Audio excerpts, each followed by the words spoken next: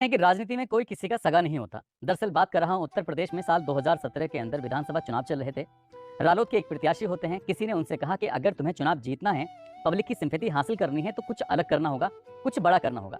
चुनाव से एक दिन पहले उस व्यक्ति ने क्या काम किया कि अपने ही सगे भाई की हत्या करा दी। सगा भाई तो मारा ही गया, साथ में सगे भाई का एक दोस्त भी मारा जाता है।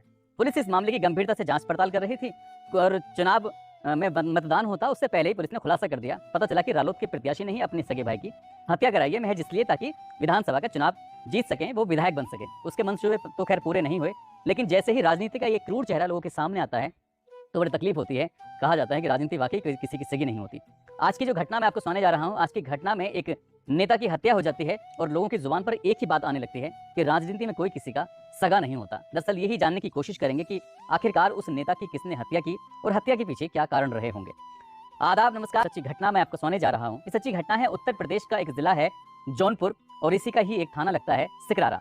बात कर रहा हूँ गांव बोधापुर की। दरअसल 7 मार्च 2024 की सुबह एक व्यक्ति मुख्यालय यानी कि जिले पे जा रहा था किसी काम के लिए और वो अपनी क्रेटा कार को जैसे ही गांव के इस मोड़ की तरफ लेके चलता है, जो रास्ता रायबरेली से जौनपुर की तरफ जाता है, उस मोड़ पर खड़ा मुड़ने के लिए खड़ा था, तभी बाइक पर सवार होकर 2 लड़के आते हैं और हाथ से नमस्ते करते हैं। नमस्ते करने के बाद इशारा करते हैं कि हम आपको शादी का कार्ड देने के लिए आए हैं। दरअसल हमारे यहाँ पर कुछ फंक्शन है। जैसे ही नेताजी ने ये बात देखी, उनकी बात सुनने की कोशिश की, समझने की कोशिश की, अपनी गाड़ी का शीशा नीचे करते हैं, दुआ सलाम होती है और इसी बीच में एक के बाद एक गोलियां चलना शुरू हो जाती हैं। जैसे ही पहली गोली चली थी, नेताजी ने चीखना चिल्लाना शुरू किया, आवाज़ लगाई जोर जोर से। हालांकि उनके हाथ में भी हथियार और बताते हैं कि उनके पास लाइसेंसी बंदूक भी है, लाइसेंसी पिस्टल भी है, लेकिन उन्हें अपनी बंदूक या पिस्टल निकालने का अवसर नहीं मिल पाया और देखते ही देखते 6 गोलियां चल जाती हैं। इन 6 गोलियों की आवाज़ आसपास के घरों तक भी पहुंच जाती हैं और जैसे ही आसपास के घरों को आवाज़ पहुंचती है तो लोग समझ नहीं पा रहे थे पहली, दूसरी, तीसरी गोली में कि आखिरकार माजरा क्या है। तभी जब लगातार गोली चल रही थी, तब लोगों ने दौड़कर उधर की आने की तरफ कोशिश जब की, तब तक वो 6 गोली मारकर वहां से भाग चुके थे। बाइक पर आए थे 2 लोग। बताया जाते हैं कि आसपास इर्द गिर्द और भी लोग थे, लेकिन इस बार वो बाइक से नहीं भागे बल्कि बाइक को छोड़ जाते हैं और मौका मिलते ही वहां से भाग जाते हैं। गांव के लोगों ने जब मौके पर आकर देखा गोली लगी हुई घायल व्यक्ति है, तुरंत ही पुलिस को सूचना दी जाती है। गांव के ही जिम्मेदार लोगों ने उन्हें उठाया और हॉस्पिटल लेके जाते हैं। हॉस्पिटल में उनका इलाज शुरू हो जाता है, लेकिन डॉक्टर कहते हैं कि इनको एक गोली गर्दन में लगी है, सीने में लगी है, पीठ पे लगी है, इसलिए हम इन्हें बचा नहीं सके। कुल मिलाकर ये घटना की पूरी जानकारी अब सोशल मीडिया पर बड़ी तेजी के साथ तैरने लगती है। अब इसमें लिखा हुआ था सोशल मीडिया पर कि भारतीय जनता पार्टी के जो जौनपुर के जिला मंत्री हैं प्रमोद कुमार यादव, उनकी बदमाशों ने गोली मारकर हत्या कर दी है। कौन है हत्यारे? हर कोई इसी सवाल के जवाब की तलाश में लग जाता है और जब इनके बारे में पता किया जाता है कि आखिरकार प्रमोद कुमार यादव हैं कौन, तो पता चलता है कि प्रमोद कुमार यादव ये पूर्व जिलाध्यक्ष हैं किसान मोर्चा के, जो कि बीजेपी का ही एक संगठन है। साथ ही इन्होंने अपनी राजनीतिक करियर की शुरुआत बीडीसी मेंबर से की थी। ब्लॉक प्रमुख का चुनाव भी लड़े थे। साल 2007 में इन्होंने रारी विधानसभा से भी निर्दलीय चुनाव लड़ा था, लेकिन जीत नहीं पाए थे, हार गए थे।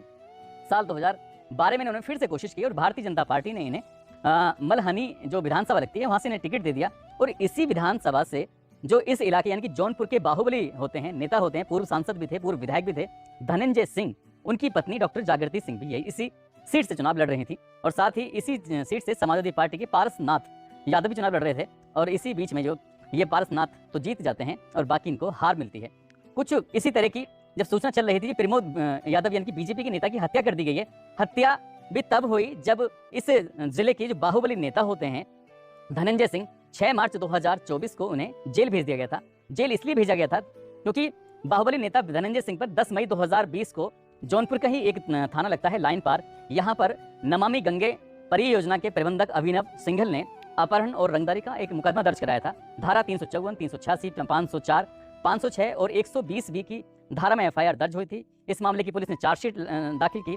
अदालत मामला पहुंचा और अदालत ने इन्हें दोषी पाया और दोषी पाते हुए इन्हें 6 मार्च 2024 को 7 साल की सजा सुनाई, साथ ही 50,000 रुपए का अर्थदंड भी सुनाया। ऐसा बताया जा रहा था कि ये बीजेपी से टिकट चाहते थे, लेकिन बीजेपी ने इनको टिकट ना देकर किसी और को टिकट दे दिया। तभी इन्होंने कहा कि लड़ेगा जौनपुर और जीतेगा जौनपुर और हम तैयारी कर रहे हैं, कुछ इस तरह का जब इन्होंने ट्वीट किया।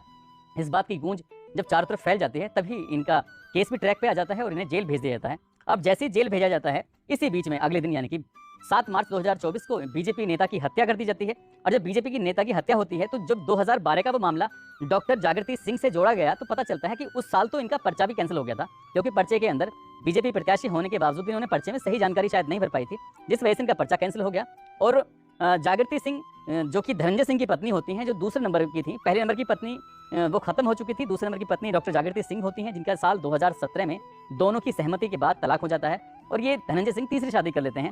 निप्पो ग्रुप से जुड़ी हुई शशि श्रीकला रेड्डी, जो कि वर्तमान में अभी हम जो न्यूज़ सुना रहे हैं इस वक्त भी वो जिला जौनपुर के जिला पंचायत की अध्यक्ष भी होती हैं, और इसलिए उस मामले से इस पूरे प्रमोद जी का कोई मामला भी नहीं है। लेकिन ये भी बताया जाता है कि जो इनके पिता राजवली होते हैं, जंग संघ से भी जुड़े हुए थे, साथ ही उन्होंने कई सारे चुनाव भी लड़े थे, और 1980 में किसी ने उनकी गोली मारकर हत्या कर दी थी। यानी कि इनके पिता की भी हत्या होती है और अब फिलहाल इनकी भी हत्या हो जाती है। जो इस जिले के एसपी होते हैं उस मामले की कहते हैं कि जांच पड़ताल जारी है।